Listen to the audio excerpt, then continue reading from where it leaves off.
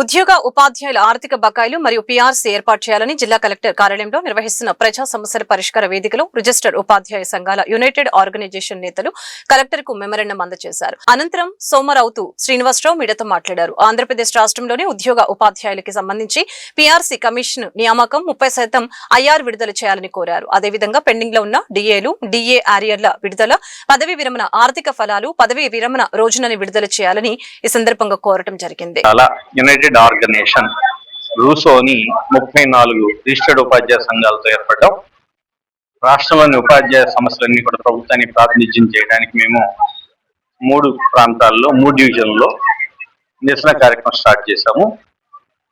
గత 8వ తేదీన కడప కలెక్టరేట్ వద్ద, ఈ రోజున గుంటూరు కలెక్టరేట్ వద్ద నిరసన కార్యక్రమం చేశాము.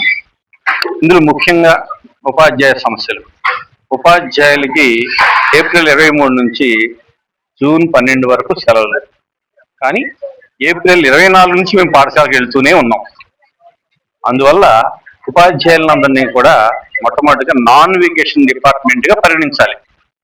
మేము కూడా ప్రతిరోజు స్కూల్కి వెళ్తాం, ఇంకా సెలవులు అవసరం లేదు. మాకు కూడా ఒక పేపర్ కూడా ఇవ్వకుండా కంటి భయంతో ఓరల్ ఇన్స్ట్రక్షన్స్తో ప్రతిరోజు స్కూల్లో పంపించడం, రోడ్ల వెంట తిప్పించడం, పిల్లల్ని చేర్చండి అని ఒత్తిడి చేయడం జరుగుతూ ఉంది. కాబట్టి ఉపాధ్యాయులందరినీ కూడా నాన్ వెకేషన్ డిపార్ట్మెంట్గా పరిగణించాలి. అలాగే వెంటనే పిఆర్సీ కమిషన్ ఏర్పాటు చేసి కమిషనర్ నియమించి 30% ఐఆర్ ఇవ్వాలి. 4 పెండింగ్ డిఏలు ఉన్నాయి. వెంటనే 4 పెండింగ్ డిఏలు విడుదల చేసి గతంలో నుండి డిఏ బకాయిలను కూడా విడుదల చేయాలని కోరుతున్నాం. అలాగే అన్ని పెండింగ్లోనే ఉన్నాయి. గత ప్రభుత్వంలో పెండింగ్ లో ఉన్న municipal teachers unified services file ఈ కొత్త ప్రభుత్వం వచ్చి 2 సంవత్సరాలు అయింది, ఇంకా పెండింగ్ లోనే ఉంది. ఆ ఫైల్ కూడా వెంటనే విడుదల చేయాలని కోరుతూ ఉన్నాం.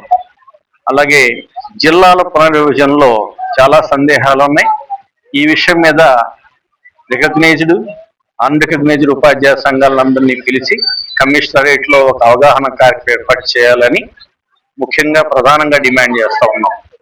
అలాగే ఉపాధ్యాయుల్ని సీనియారిటీ బేస్గా ట్రాన్స్ఫర్ చేస్తారని కొన్ని రకాల వార్తలు, అలాగే ప్రత్యేకంగా ఉన్నటువంటి ప్రిఫరెన్షియల్ కేటగిరీ, స్పౌజ్ కేటగిరీ అని, అలాగే డిహెచ్ కేటగిరీ అని చెప్పి వాళ్ళకి ఇంపార్టెన్స్ ఇస్తారని ఇంకో రకమైన వార్తలు వస్తూ ఉన్నాయి. ఏది అనేది స్పష్టత లేదు. కాబట్టి స్పష్టత కలిగించాలని వెంటనే కమిషనరేట్ వారు ఈ కార్యక్రమం తీసుకోవాలని కోరుతున్నాం. అలాగే ఈ రోజున గౌరవ జేసీ గారికి